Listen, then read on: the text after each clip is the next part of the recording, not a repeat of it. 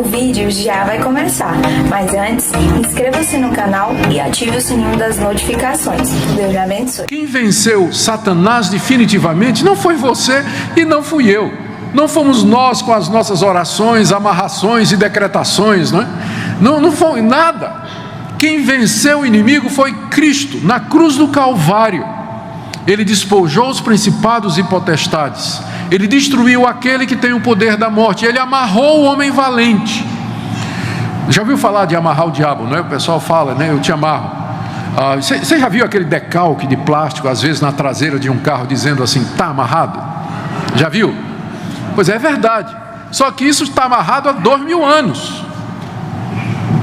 Quando Cristo amarrou Satanás, no sentido de que lhe impôs uma derrota severa, a ponto de que o diabo não pode mais impedir o avanço da igreja no mundo, não pode impedir que o evangelho seja pregado a todas as nações. O diabo não pode continuar a enganar as nações como ele fazia no período do Antigo Testamento. Agora o evangelho vai a todo mundo, porque na cruz do Calvário Cristo esmagou a cabeça da serpente. Você já viu quando a gente sabe como é matar uma cobra, né? Você esmaga a cabeça, mas ela ainda fica. Então a cabeça já foi esmagada na cruz. O que você vê agora são os estertores de uma cascavel cuja cabeça já foi esmagada. Então a posição é de vitória. Nós estamos em Cristo, vitoriosos. Já vencemos em Cristo Jesus. O diabo é que está vindo tentar causar a maior destruição que ele pode. Por isso a ordem aqui é: fiquem firmes. Exatamente por isso, fiquem firmes, vocês já venceram, vocês estão em Cristo Jesus, o nosso capitão já venceu, agora vocês têm que ficar firmes, porque apesar de vencido, o diabo ainda é um inimigo poderoso. Há uma ilustração que é tirada da Segunda Guerra Mundial, entre dia D e o dia V. Eu não sei se eu vou lembrar das letras direitinho, mas quando os aliados, através do avanço com os seus aviões e as suas forças, quebraram a espinha dorsal do nazismo, eles disseram que aquilo foi o dia D, foi o dia que mudou o curso da guerra, foi o dia que definiu a guerra. A partir daquele dia, quando os aliados infligiram uma derrota drástica nas forças inimigas, a partir dali o inimigo sabia que estava derrotado. O que ele fez a partir dali foi lutar para fazer a maior destruição possível. O dia V, que era o dia da vitória, chegou algum tempo depois, quando o inimigo finalmente se rendeu. Então nós estamos vivendo entre o dia D e o dia V. A vitória já foi ganha na cruz, o golpe fatal já foi dado na cabeça da serpente. E agora estamos esperando o dia da vinda do Senhor Jesus, o dia da vitória, quando então, definitivamente, de uma vez por todas, Satanás será lançado no lago de fogo e enxofre, e com ele todos aqueles que andam segundo as suas tentações e as suas propostas e as suas obras. Mas até aquele dia, nós temos que ficar firmes, como cristãos individuais, como igreja, nos defendendo desses ataques constantes que é feito pelo diabo e pelos seus anjos. E nós já vimos também na vez anterior que esse ataque vem de diversas maneiras. Aqui nessa passagem, Paulo menciona no verso 11 as ciladas do diabo. E ele menciona também, nós vamos ver isso aqui no verso 16, os dardos inflamados do maligno. Através de armadilhas, através de setas incendiárias, através de muitos outros recursos da sua mente doentia, Satanás procura enredar os cristãos, desviar a igreja da verdade e levá-la cada vez mais para longe de Deus, para fazer o maior dano possível na humanidade antes da sua derrota final. Também nós mencionamos que como essa verdade aqui, ela lança luz também sobre esse movimento tão forte nas igrejas evangélicas, que vê a batalha espiritual basicamente como sendo libertação das pessoas das doenças, aflições, enfermidades e calamidades que os demônios causam nelas. O foco é libertar a pessoa da doença, libertar a pessoa do desemprego, do desamor, do casamento que não funciona mais. Então você vai para essas igrejas e lá você tem terapias disso, terapias daquilo, culto de libertação de doença, culto de unção para curar, e como se a arma do diabo fosse só o nosso corpo. O diabo não está interessado em nosso corpo. Ele é, na verdade, capaz de deixar você ficar saudável, bonito e rico, desde que você acredite, por exemplo, na mentira que lhe afasta de Deus. A luta é pela mente. O diabo quer corromper a verdade. Por isso que a maior arma dele é o erro religioso. A Bíblia constantemente, a Bíblia nos adverte muito mais contra falsos profetas do que contra os demônios. É só você pegar o Novo Testamento e faça conta. A Bíblia adverte muito mais contra os falsos profetas do que contra os demônios. Porque o verdadeiro inimigo da igreja é o erro. É o erro religioso, é você crer numa mentira a respeito de Deus, a respeito de Cristo, a respeito da salvação, porque isso pode não prejudicar seu corpo, mas vai lançar sua alma no inferno. Então, ele está muito mais interessado em que você creia na mentira. Por isso ele vai fazer o possível para afastar você de Deus. Astutas ciladas, setas incendiárias, é isso que ele vai fazer. No caminho, se ele puder ainda colocar uma doença em você, ele vai fazer isso, porque ele veio para matar, roubar e destruir. Mas o alvo dele é aqui, ó, corromper a sua mente. E quando ele não pode destruir a vida de um crente verdadeiro, porque Deus o segura, mas pelo menos fazer com que ele fique cheio de dúvidas. Crente cheio de dúvida, incerto. O diabo não pode impedir que você caminhe até a sua salvação, mas se ele puder colocar pedrinha no teu sapato, ele vai colocar. E todo mundo sabe o que é caminhar com pedra no sapato, né? É horrível, né? Você fica pisando aquilo, né? Que coisa dura, difícil.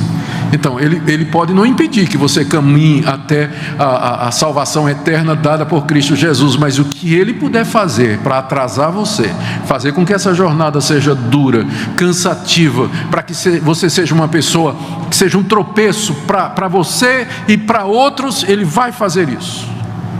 Ele vai fazer. Essa é a luta.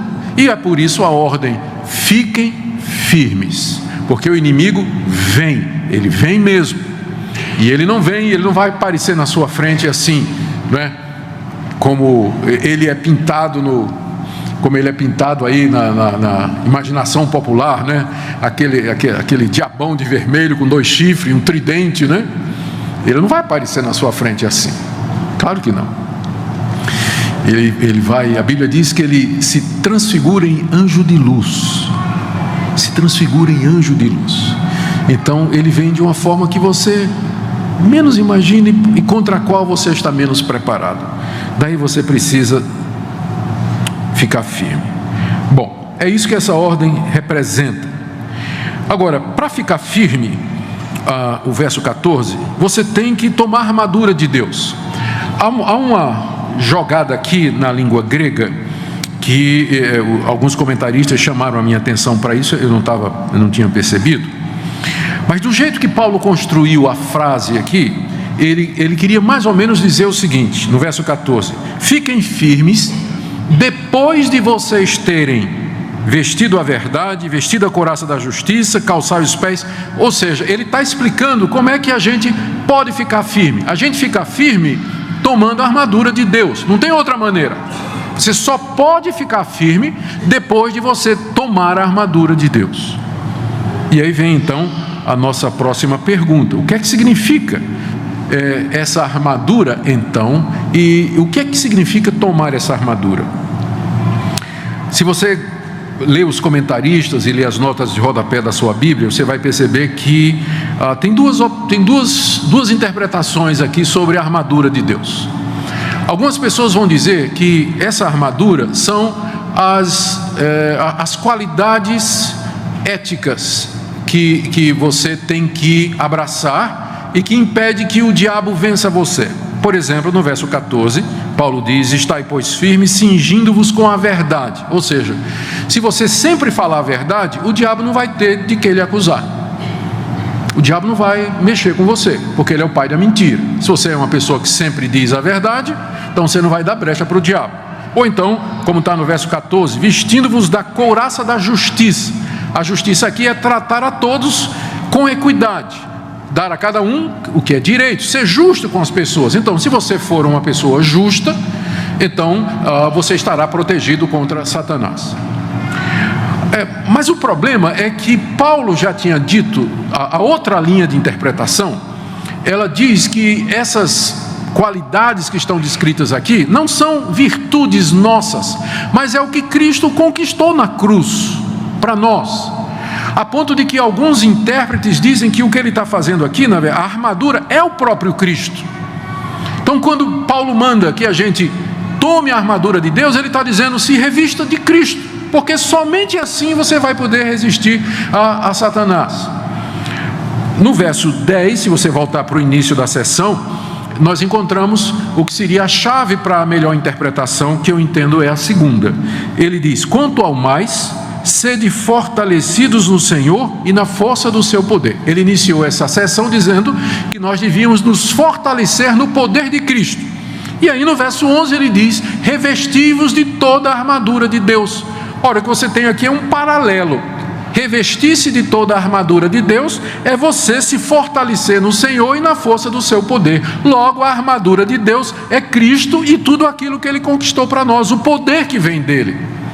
Por isso, quando a gente disser aqui, você tem que se vestir da verdade, não pense na verdade em oposição à mentira, mas é a verdade que é Jesus, a verdade de Deus, a verdade maior de todas. Eu sou o caminho, a verdade e a vida. Só essa verdade é que vai poder lhe dar força para enfrentar Satanás.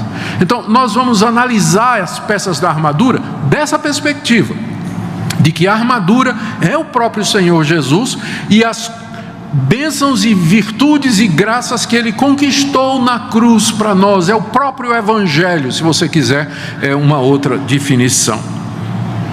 O que significa então tomar essa armadura? Aqui é muito importante. Veja como a importância disso. Se você achar que verdade, justiça, estas coisas que estão descritas aqui como peças da armadura é alguma coisa, são qualidades éticas, então significa que você tem que desenvolvê-las todo dia.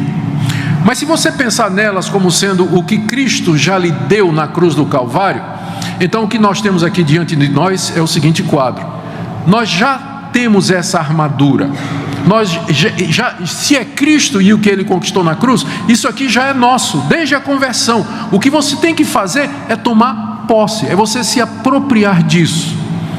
Todo mundo sabe o que é tomar posse, né? Especialmente quem veio de algumas igrejas ouve isso direto, né?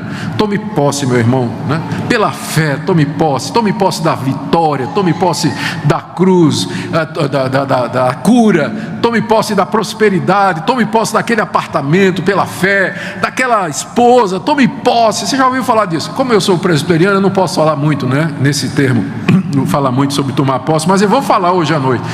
Você tem que tomar posse disso. Isso que significa tomar a armadura de Deus. Quando ele diz, por exemplo, aqui: se cinjam com a verdade já foi dada. Se você é crente em Jesus Cristo, você é crente porque você creu na verdade. Só que você tem que se apoderar disso todo dia. Todo dia você tem que tomar posse disso em oração. Você vai ver que lá no fim, no verso 18, Paulo fecha a armadura dizendo que você toma essa armadura em oração. Em oração. É a maneira pela qual você veste essa armadura diariamente. Então é assim que ela nos vem. Ela já nos foi dada em Cristo Jesus e diariamente você tem que se considerar, usando a linguagem paulina de Romanos 6, você tem que se considerar aquilo que Deus diz que você é em Cristo Jesus. Ou, querendo usar uma linguagem evangélica moderna, você se apossa pela fé daquilo que Deus já diz que é seu em Cristo Jesus. Então vamos ver as peças dessa armadura. Paulo aqui está seguindo Isaías 52, verso 7, onde o profeta Isaías diz: quão formosos são os pés daqueles que sobre os montes anunciam o Evangelho. É inspirado nisso que Paulo vai falar sobre as sandálias do Evangelho da paz. Isaías 59, de 15 a 17, que diz que Deus tomou o capacete da salvação e a couraça da justiça e se vestiu de santidade, onde ele vai tirar a inspiração para o cinto, para a couraça e para o capacete. Ele só acrescenta escudo e espada, mas tudo mais está no Antigo Testamento, especialmente no livro do profeta Isaías, como eu já disse, 52 e 59. Vamos então ver cada uma dessas peças. A primeira que ele coloca aí, no verso 14, é a verdade. Nós temos que nos cingir, nos vestir da verdade, como ela se fosse um cinto. O cinto era a peça mais importante da armadura do soldado romano. Ele cobria toda essa parte do abdômen aqui, e era onde ele pendurava, ou era o suporte do restante da armadura.